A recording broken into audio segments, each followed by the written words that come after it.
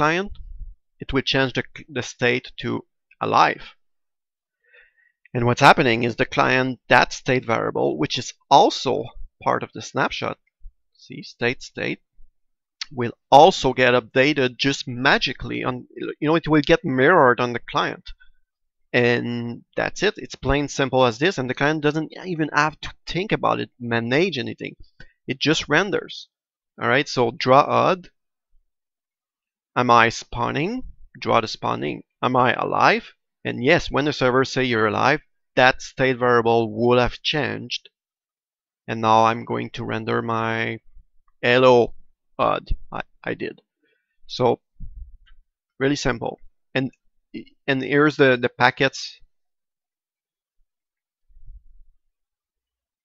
I have 6 packets. Okay, and I don't think I'm going to have more than this. Maybe I would have 2 or 3 for special cases. But if you go look at like BV2 or Madballs, BV2 were a lot simpler because it was TCP, so every packets were reliable and in order. So it made things a lot simpler, but it was slower. UDP is the fastest things. But if you go see Madballs, which is not open source, so you can't see it, but we had huge amount of packet and a structure defining each packet, and oh god, and the thing is, the server and the client needs to keep track of all those states, and am I waiting to spawn, or am I in that weird state? Right now the client doesn't even have to care.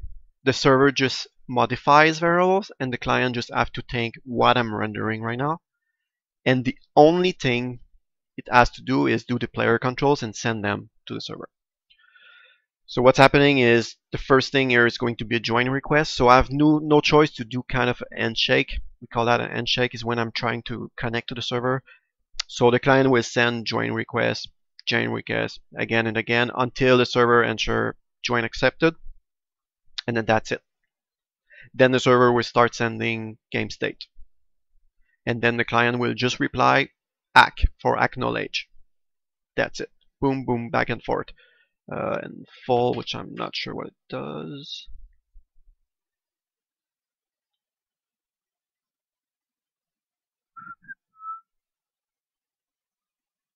Oh, okay, yeah. So this one basically, so I'm going to have more of those kinds, but this one tells the player when he tries to join, the game is full. You cannot join.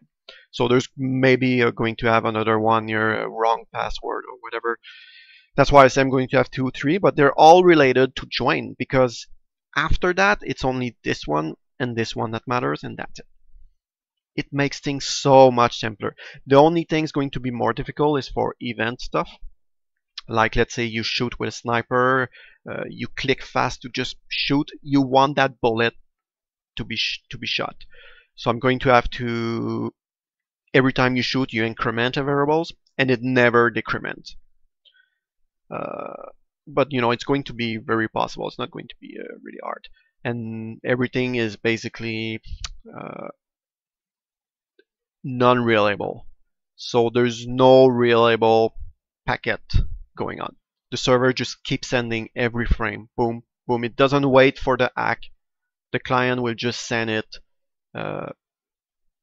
Will send his ACK, and the server will just move forward when it gets the ACK, but it will keep sending new game states, and it will only send the difference, that what changed from the current frames since the from when he received the last ACK knowledge to the current frame. So the clients might be 5, if he likes a lot, 5 server frames behind, but the server will take the difference between those 5 frames, and that's what it's sending. So it's not sending the old state.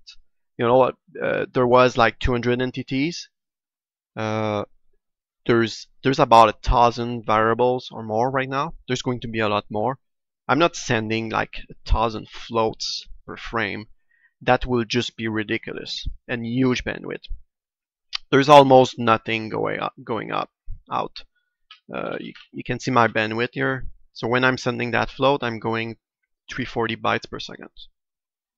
And right now I'm only sending that guy here in the middle, and it goes about 220 bytes per second, which is very low. Like for Quake 3 to have a good performance, for let's say you join 8 players, you need to expect at least 8,000 bytes per second.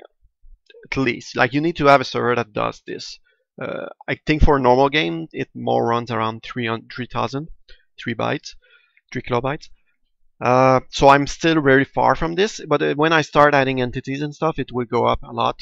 So I'm going to eventually add compression to this, Huffman compression, which I did in other games like Mindballs 2, in which I know Quake 3 does also. So then it's going to help.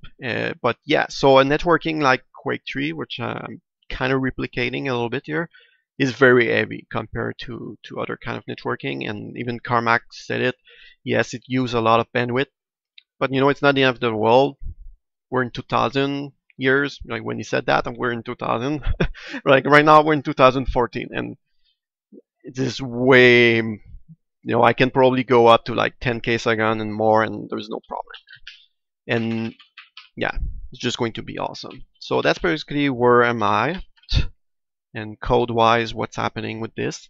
So everything in the game is already allocated. So you know, it's just tight. It's just like that.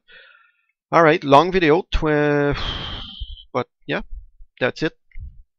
Thanks for watching.